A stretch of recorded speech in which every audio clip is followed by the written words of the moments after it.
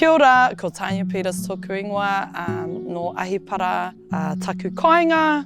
I hail from Pawaringa, Te Aupōuri, e Ngāti Kore, Ngāti Whātua, and Ngāti Rangi. I heard about Puna Waiora through some friends who were actually working under Te Rarawa, who reached out to me to see if I was interested in getting a new tank for the whare. Our old tank has been here for like 36 years. It was important to get a new one so that our water's cleaner and so that we're not having to live off the old tank with all the yuck old stuff still sitting in the bottom. And our drinking water now with our new water tank is much better. The colour is better, quality is better. The impacts of having cleaner water for our whānau means that we have more peace of mind that if we are consuming directly out of our tap, that it's much cleaner, the colour's better, and that it'll have better benefits internally for us long term.